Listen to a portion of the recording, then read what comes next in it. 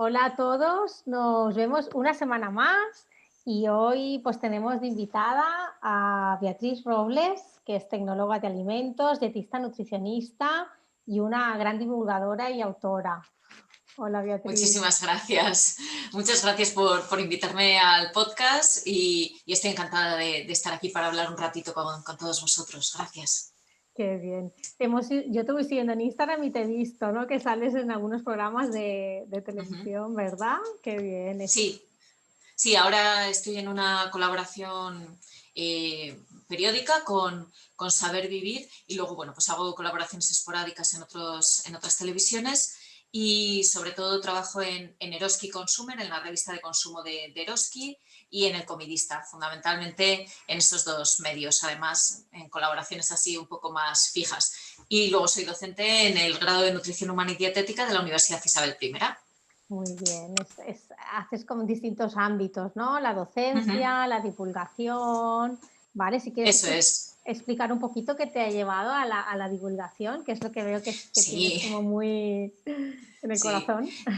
Pues la verdad es que sí, aunque ya digo que no es una vocación que yo estuviera en la universidad diciendo quiero ser divulgadora, porque yo creo que como no es una profesión tampoco reglada ni formal, no te puedes formar en divulgación científica, pues bueno, es una salida que nadie tiene en mente, yo creo, cuando empezamos a estudiar.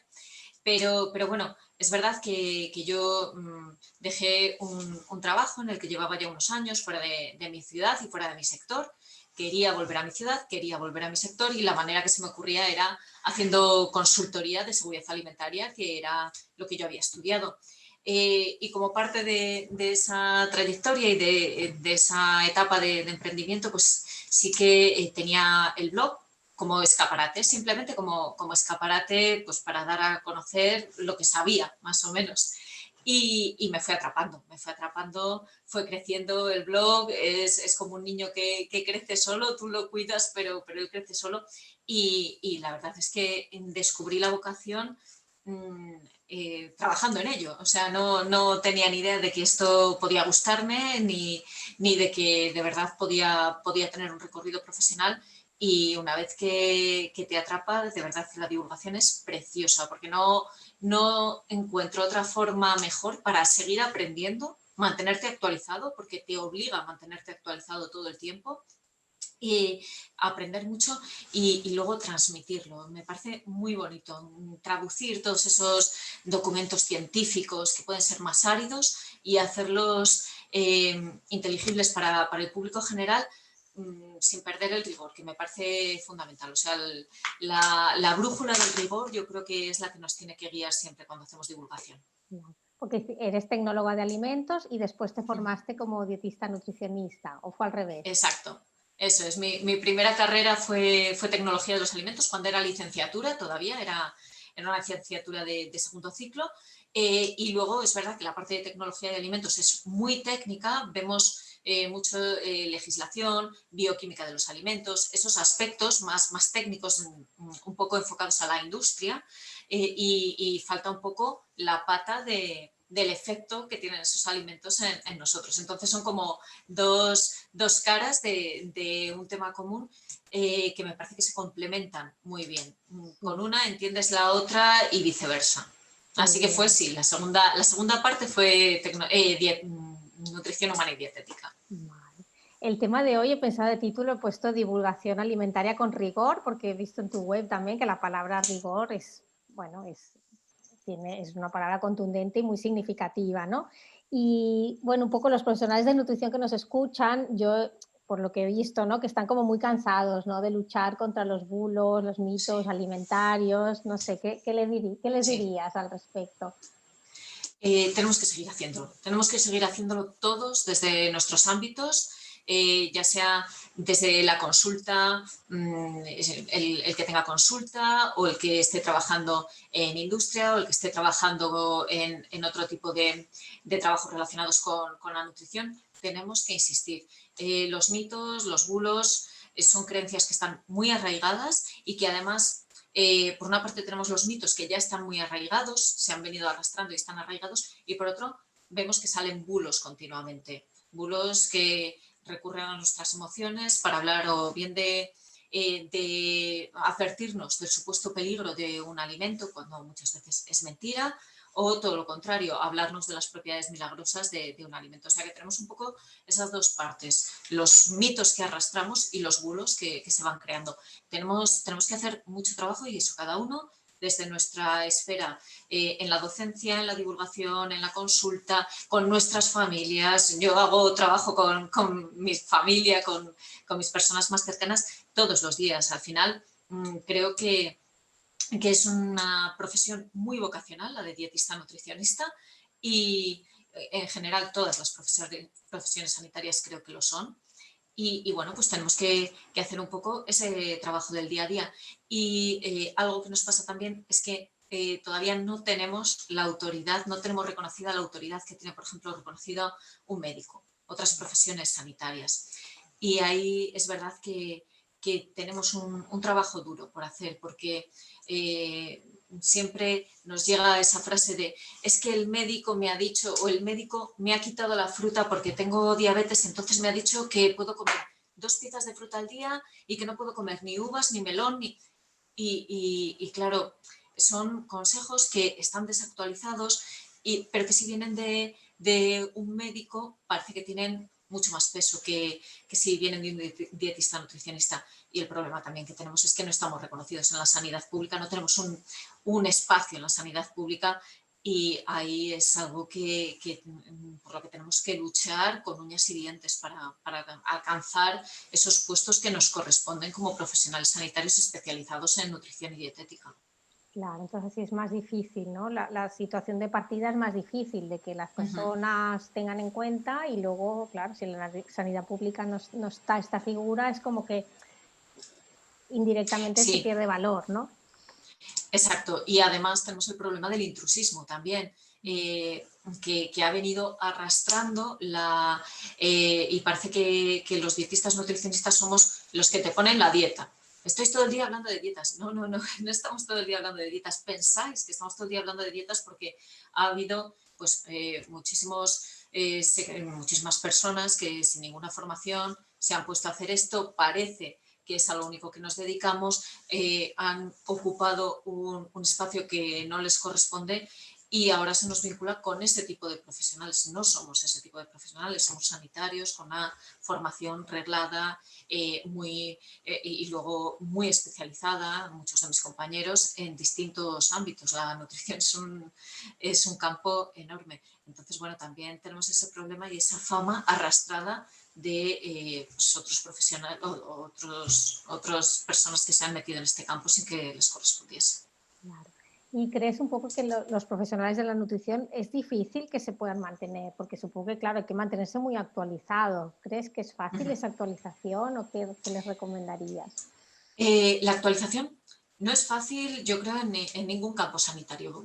En la nutrición, especialmente porque, así como la medicina lleva miles de años y ha ido evolucionando, lógicamente, pero es una ciencia mucho más asentada, la nutrición tiene unas pocas décadas. Todavía estamos en un momento muy prematuro, estamos intentando averiguar cómo funciona la alimentación, cada nutriente, la interacción entre nutrientes, cómo funciona en cada persona. O sea, es muy, muy, muy complicado. Y no tenemos respuestas para todo, desde luego. O sea, estamos empezando a atisbar mínimamente lo que será el conocimiento de nutrición. Entonces, claro, es difícil mantenerse actualizado, y es difícil también transmitir esa actualización a los pacientes o a la población general. Muchas veces lo que se dice es, bueno, ya estáis los nutricionistas, cada día nos decís una cosa, que si antes no podíamos comer huevos, que si ahora sí que... Y es muy difícil explicar cómo se va asentando ese conocimiento, cómo cuanto más sabemos, más podemos estar cerca de lo que es la verdad científica, pero que ese camino lo tenemos que recorrer. Entonces, sí, nos vamos a ir corrigiendo, vamos a ir rectificando. Las pautas que dábamos hace unos años no valen ahora sabemos mucho más y tenemos mucha más certeza, entre comillas, de que lo que decimos ahora pues tiene más validez. Porque Pero sí, es muy complicado. claro, porque qué fuentes podrían, digamos.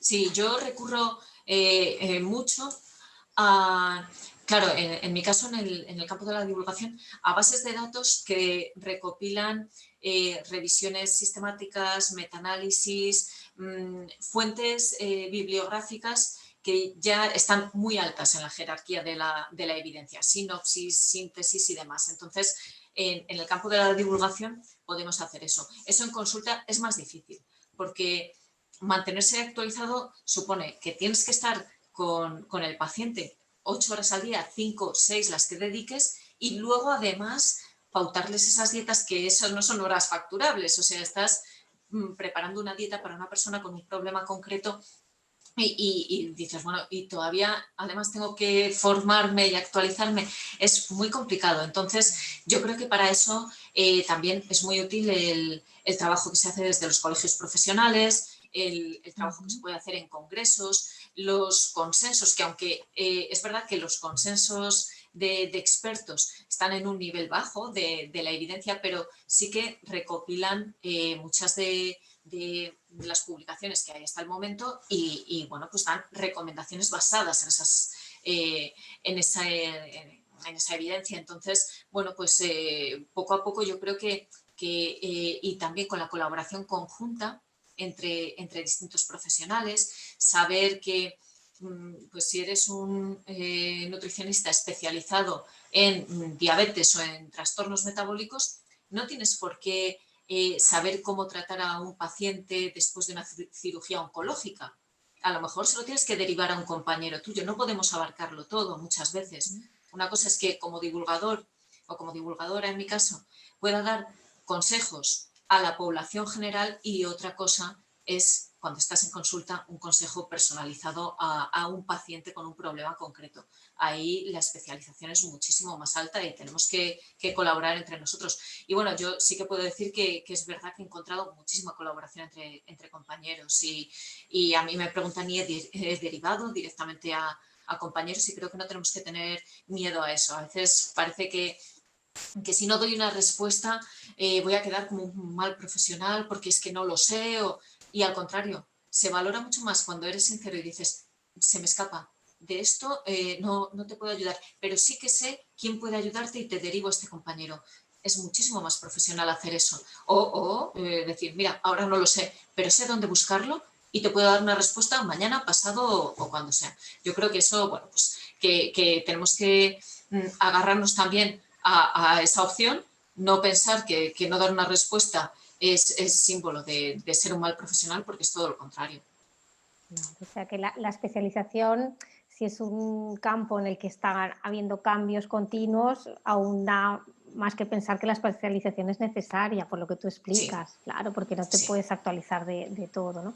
Y crees sí. que quizás a veces yo ahora como usuaria o como persona, sí que a veces ves en redes que los mismos profesionales de la nutrición incluso caen en contradicción y a lo mejor, Sí, no sé, es que sí que esto pasa y claro, eso es complicado, ¿verdad? Porque si sí, los te mismos, refieres entre un compañero y otro con o posturas que en distintas. redes publican, pues por lo mejor tiene una opinión diferente o a lo mejor un profesional conoce un estudio que el otro no lo conoce y mantiene Ujú. una idea u otra. Entonces creo que eso hace que sea más difícil, ¿no? Sí, sí, y a veces transmitimos la impresión, y creo que ahí estamos equivocados, de estar como en grupos enfrentados, o transmitimos en las redes que hay ramas distintas, que estamos eso, frontalmente opuestos unos con otros. Me parece que eso es más también una característica de las redes sociales que una característica que luego se pueda extrapolar al mundo real. O sea, en redes sociales nos pasa a todos, en todos los ámbitos, tenemos muchísimos sesgos, tenemos que ser conscientes de estos sesgos, y eso no va a hacer que los evitemos, es algo que hacemos de forma automática, pero sí, por lo menos ser conscientes de estoy cayendo en esto, a lo mejor creo estar muy seguro de algo, pero pero me pueden estar dando otra visión distinta y puedo valorarla y no estar acantonados cada vez más cada uno en sus propias posiciones. Creo que eso es algo que hacemos en todos los ámbitos. Si estamos en las redes como profesionales, lo hacemos en el ámbito profesional. Si estamos simplemente como usuarios que usan las redes, lo hacemos también y nos rodeamos de gente que nos apoya y buscamos el consenso grupal. Entonces, bueno, quizá caer menos en ese retweet rápido y en eso de escribir un mensaje y lanzarlo y que es como tirar una cerilla a veces a un camión de gasolina y frenar un poco, pensar, porque pensar que puede haber cierta razón en lo que nos dicen, porque eso nos va a hacer aprender a nosotros también y a lo mejor la otra persona también está equivocada. Pero a lo mejor, viendo por dónde va, podemos extraer una idea que nos encaja con lo que nosotros pensábamos, desmonta una cosa, pero encaja mejor y nos lleva mejor en una dirección más correcta. O sea, que eso lo tenemos que valorar también y cuesta mucho, ¿eh? Porque lo inmediato es coger el móvil y contestar algo y responder rápido. Bueno, pues ahí sí que tendríamos que tener, yo creo que más cuidado cuando estamos representando una profesión, cuando nos ven como representantes de una profesión, porque a la población general lo que le transmitimos es lo que dices y es una imagen bastante triste. Claro, sí, sí hay como posiciones muy, te entiendo, hablas como si fueran posiciones muy rígidas, te refieres, a lo mejor, o Sí, posturas sí, sí. muy contundentes Estancas y sí, y sí cerradas. que dejamos, sí, y dejamos que eso pase a las redes y probablemente, como digo, es una dinámica de las redes, porque seguramente luego a esa persona te la encuentras en un congreso o te la encuentras en una jornada y habláis y es completamente distinta, o sea, y veis muchos más puntos en común, pero las redes, especialmente Twitter, por ejemplo, o sea, es como lanzarse al barro. Hay otras que son un poco más amables, pero bueno, en general funcionan así. Claro. Tú comentabas que que la medicina es como que aún tiene una jerarquía, pero en medicina también lo vemos esto, quiere decir que no es tampoco una ciencia exacta, también te encuentras un médico que te dice una cosa, otro médico te dice otra, quiere decir que no, Sí, pero parece que con el mundo de la nutrición es como más duro cuando pasan distintas posiciones, yo lo percibo así, ¿no? Es como que la gente está como muy pendiente de lo que dice uno o el otro y enseguida, ¿no? Es la sensación, sí. es que sí. Sí, sí puede ser. Sí puede ser que estemos, y te agradezco que me comentes esa percepción, porque yo creo que sí, que podemos estar en ese punto y creo que, y lo he manifestado alguna vez así, no nos beneficia ni individualmente a cada uno como profesional, ni al grupo, ni a la profesión en general, porque da una malísima impresión al público en general y eso nos desprestigia también. Parece que no somos creíbles porque estamos inmersos en luchas internas que no llevan a ningún sitio la mayoría de las veces. Claro, yo a Más que veces, a reforzar la posición de cada uno. Claro. sí, yo a veces he visto, ¿no? Que algún nutricionista que comparte y dice, no nos hemos de ver como competencia, nos hemos de ver como una comunidad, como unos profesionales y nos hemos de ver como comunidad, que compartimos un oficio, ¿no? No como...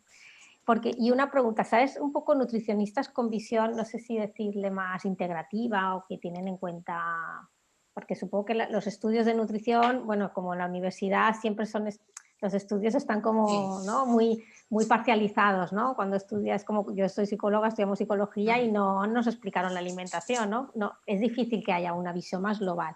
No sé si crees que este tipo de nutrición o de estas visiones, como no hay una evidencia científica, no sé, ¿cómo lo ves? Creo que hay problemas en nutrición clínica, especialmente, que el abordaje tiene que ser multidisciplinar. O sea, eso ya lo tenemos cada vez más claro.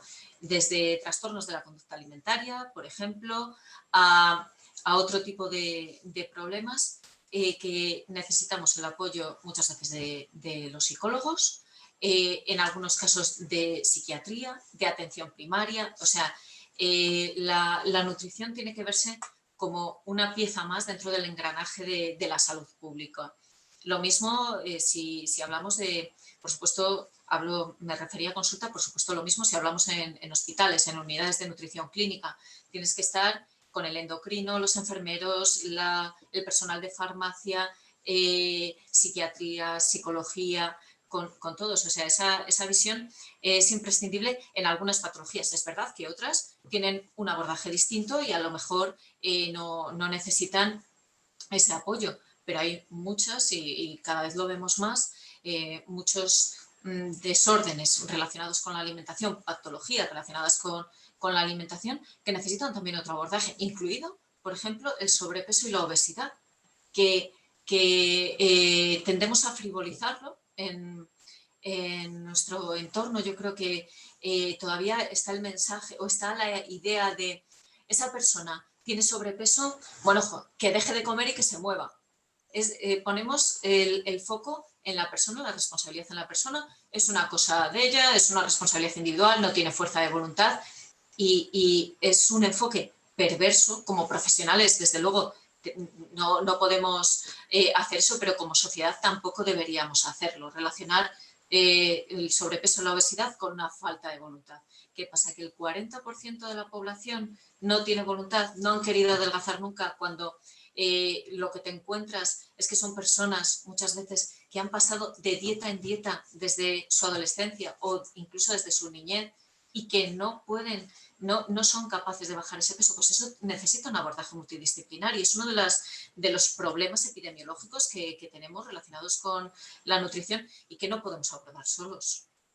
O sea, el tema del equipo multidisciplinar es súper importante Absolutamente, el sí. tenerlo claro y Sí. trabajar con esta visión, ¿no? Exacto, si no... Sí, y cada vez más compañeros que pasan consulta están trabajando así, o bien en centros multidisciplinares ya de entrada, o en el trabajo conjunto con el psicólogo, con el psiquiatra que esté llevando a una persona. O sea, eso me consta, así que creo que ahí sí que somos muy conscientes de ello. Qué bien. Claro, un poco el objetivo un poco de esta cuenta, ¿no?, de Psicología y Nutres, es también unir estas dos profesiones. Y alguna vez alguna persona ha contactado conmigo diciendo, pues busco a un psicólogo y, bueno, si puedo ser de nexo, pues también es una buena, ¿no? Es una buena... Y luego otro tema que te quería comentar, el tema de la investigación, ¿no? ¿Cómo está el tema? Presupuestos, es un tema que no Pues sé... es un campo en el que prácticamente no estoy trabajando porque solo hago docencia y divulgación.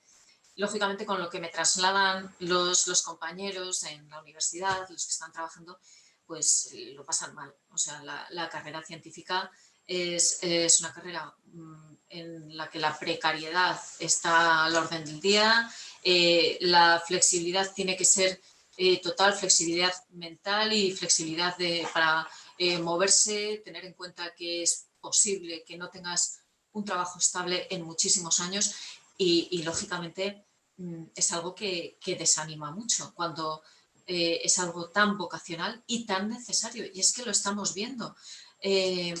Hace poco, con el tema de la pandemia, no recuerdo qué divulgador decía que los países que más invierten en ciencia no es que sean ricos e inviertan en ciencia, es que invierten en ciencia y por eso son ricos, porque han creado ese tejido por debajo.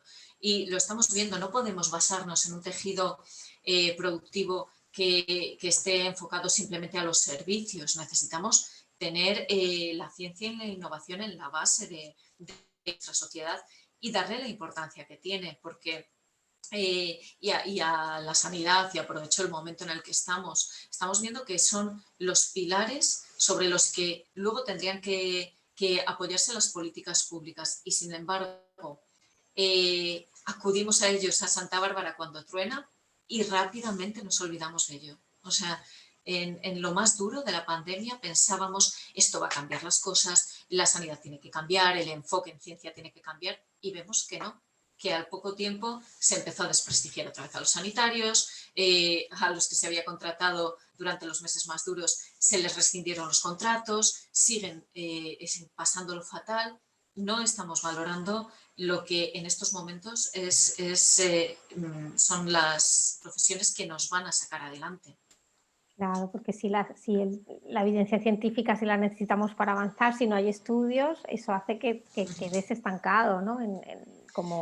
Exacto, y el moverse a trompicones como ahora, o sea, el tener que generar evidencia ahora y cuando esto pase, bueno, eso ya quedó atrás, no nos favorece en nada, porque si seguimos investigando en esa línea podemos prevenir pandemias futuras, podemos mejorar la calidad de vida de las personas ahora que han quedado afectadas y que podrían estar afectadas en un futuro. Es que es la base, y hasta que no nos entre esto en la cabeza, que no podemos actuar acción-reacción, o sea, no puede aparecer una pandemia, reaccionamos, nos olvidamos, aparece otro problema sanitario, reaccionamos, no. Tenemos que tener una base fuerte y de ahí ya podremos reaccionar mucho más eficaz, eficientemente, y estamos hablando de vidas. Es que no estamos hablando de otros temas, es que estamos hablando de vidas y de calidad de vida también. Y tanto. Sí, sí, es un tema que sería para hacer otra entrevista, ¿eh? Que sí, bueno, puedo buscar a alguien con el perfil Sí, desde luego. de estudio. Siempre me gusta también en la entrevista preguntaros que nos recomendéis un libro. Tú eres autora de un libro, entonces ahora quiero que nos expliques tu libro. No sé si quieres recomendarnos además otro, pero me gustaría hablar del tuyo también especialmente, que se llama Come seguro comiendo de todo. Sí, Explícanos. muchas gracias. Pues pretende ser un manual práctico para que cocinemos con seguridad, manipulemos alimentos con seguridad, que evitemos los errores que habitualmente cometemos en la cocina y que ni siquiera sabemos que son errores porque nadie nos ha enseñado. La seguridad alimentaria es verdad que está hiper garantizada, tenemos esa suerte de que en nuestro entorno tenemos alimentos muy seguros, vamos al supermercado y no tenemos que preocuparnos de si vamos a enfermar por comer estas espinacas o esta carne. Eso hace 2 generaciones era habitual, pensar, esta carne tiene mala pinta, no sé yo. Ahora no, ahora tenemos esa suerte. Y como tenemos esa suerte, lo damos por hecho, nos olvidamos. Entonces, hasta el momento en que adquirimos los alimentos, estos son seguros, pero luego también depende mucho de lo que hagamos nosotros en casa, de cómo actuemos como ese último eslabón de la cadena. Ahí podemos estropear todo el trabajo que han hecho las administraciones y la industria antes. Entonces, bueno, pues es asentar un poco ese concepto de la seguridad alimentaria en el hogar y dar pautas súper básicas, muchas son muy sencillas y es simplemente incorporarlas en nuestras rutinas. Qué bien, lo encuentro súper útil y necesario, ¿eh? Porque creo que nos hace falta. También he visto que en tu web tenéis una pequeña formación, una formación sobre seguridad alimentaria, ¿ves que sí? Para profesionales también, ¿no? Porque supongo que, no sé si cuando estudiáis la carrera de nutrición, el tema de seguridad alimentaria se toca, ¿también se estudia o...? En nutrición se toca colateralmente. O sea, hay una asignatura que es higiene, seguridad alimentaria, pero bueno, es una asignatura dentro de todo un currículo enorme. Entonces, como tampoco es una asignatura propia de la consulta, que muchas veces cuando entras en la carrera de nutrición tienes la mirada puesta en la consulta, no ves más allá, pues es verdad que puede pasar un poco desapercibida. Y bueno, la formación que tengo en la web es muy poquita y es sobre todo, es más destinada a consumidor general, a población general. Sí que pretendo hacer algo más para profesionales más adelante, pero bueno, de momento tengo un par de cosillas para población general. Muy bien, pero bueno, tu libro puede ser una herramienta para que puedan también aconsejar a sus pacientes para que Desde luego, eso pretende, o sea, ser algo muy básico. Por ejemplo, ahora estamos viendo que se lleva mucho a hacer batch cooking, o sea, cocinar de tupper para toda la semana. Sí. Pues eso que además muchos nutris lo están recomendando como una forma de hacer alimentos que sean sanos, que sean saludables, que no tengas que depender del comedor de la empresa, que a veces pues no encuentras las opciones que más te gustan. Pero, claro, esto tiene otra parte, que es que cocinas un domingo y te estás comiendo esa comida hasta el viernes. Y muchas veces no somos conscientes de que no se puede hacer, no la puedes tener en el frigo hasta el viernes. Pues hablar un poco de eso, o sea, a esos aspectos tan prácticos es a lo que vamos con el libro. Esa es la intención, que al final acabe siendo un libro que está lleno de manchas de grasa porque lo tienes en la cocina, consultas, abres, cierras, se te cae el zumo encima, esas cosas. Tiene una visión muy práctica. Claro, muy necesario, qué bien. Luego también os pregunto, no sé si hay algún otro libro que quieras recomendar, yo pondré el tuyo en las redes, pero si hubiera algún libro que te Ujú. gustaría. Estoy leyendo muchísimo, muchísimo ahora tanto de mi campo como del campo de la ciencia. Bueno, últimamente he leído, por ejemplo, dentro del campo de la ciencia en general, un libro que creo que puede interesar mucho es el libro de Pandemia de Sonia Shah. Es un libro que tiene 3 o 4 años, ya creo que es de 2017, o sea, de esto no teníamos ni idea. Y sin embargo, es una visión muy certera de por qué nos está pasando lo que nos está pasando ahora, cómo ha sucedido todo esto, desde un punto de vista científico, por qué es importante la prevención, por qué es importante conocer lo que está pasando en cada momento, y ese me ha parecido buenísimo, muy divulgativo, es técnico, pero muy bajado al terreno de juego, o sea que yo creo que puede gustar. Y dentro de mi campo, del campo de la alimentación, de la nutrición, yo recomendaría cualquiera de mis compañeros, Juan Revenga, Julio Basulto, Carlos Casabona. Son libros que son como una garantía de que vas a aprender, da igual el nivel que tengas en alimentación, vas a aprender tanto si eres usuario como si eres un profesional, porque son compañeros que son muy, muy, muy top. Y en seguridad alimentaria, Gema del Caño, mi compañera Gema del Caño, acaba de publicar un libro también, y está muy bien y rompe muchos mitos, sobre todo ese mito de ya no comemos como antes y menos mal que no comemos como antes, Sí. y es tal cual el título del libro. Lo he oído, sí, sí, Mm. tiene gancho el nombre, qué bien. Está fenomenal y eso, a ver si acabamos de una vez por todas en temas de seguridad alimentaria con esa creencia de que, ay, es que como en nuestros abuelos no se come ahora y tal. Eso, menos mal que no comemos como nuestros abuelos y que no tenemos fiebres tifoideas y brucelosis. Exacto, qué bien. ¿Y alguna película se te ocurre así para recomendar? Soy muy, muy, muy peliculera en el sentido de que soy muy cinéfila. Me encanta el cine, me encantan las series.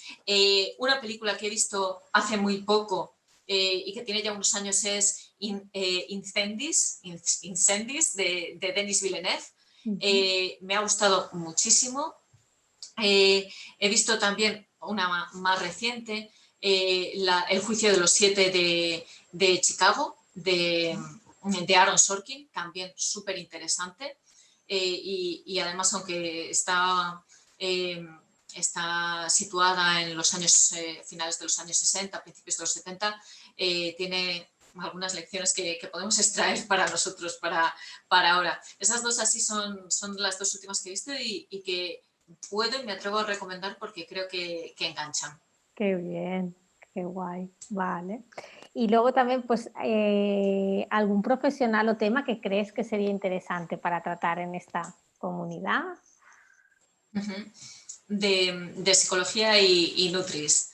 Es Sí. que como creo que tenemos tantas cosas en común, Mm. eh, sería muy interesante, muy, muy interesante, yo creo, ahora, no sé si es tanto común o a lo mejor ya lo has tratado, pero ver cómo nos está afectando la situación actual psicológicamente y cómo nos está afectando en la alimentación. Creo que puede ser interesante porque hemos visto un cambio de tendencia. Y se veía, por ejemplo, en las compras. Y está muy relacionado con la psicología. Los primeros días de confinamiento duro, nos dejamos los supermercados sin legumbres, sin arroz. Era un desabastecimiento de esos productos. ¿Por qué? Porque son productos de primera necesidad y que sabemos, somos conscientes de que deben ser la base de nuestra dieta. Sin embargo, al poco tiempo, cuando ya vimos que no había desabastecimiento, nos tiramos a cervezas, snacks. ¿Por qué? O sea, cómo el hambre emocional y el estrés puede afectarnos en estas situaciones y, claro, está intimísimamente relacionada la psicología con la alimentación en ese caso. Ah, qué interesante la observación. Vale, genial. Bueno, yo un poquito para ir acabando, que yo me estaría, a mí me encanta aprender tanto, aprendo tanto sí, me encantan los temas, pero bueno, más o menos para no no alargarlo mucho. No sé si hay alguna cosa que te gustaría que nos hayamos dejado o como cierre final de recomendación a los profesionales.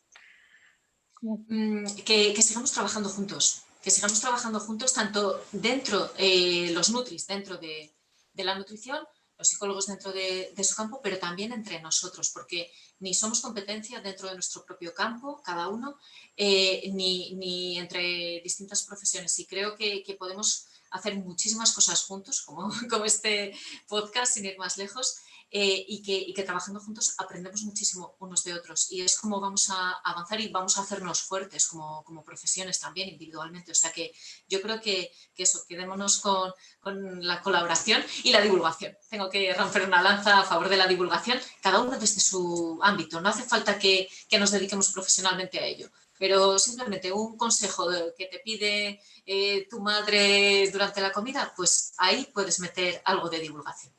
Qué bien, qué bonito. Sí, es que cada uno pongamos nuestro granito de arena desde, ¿no? Desde nuestra profesión. Qué bien. Eso es, sí. Bueno, Beatriz, pues yo encantada de haberte conocido, de que nos hayas dedicado este ratito a la comunidad.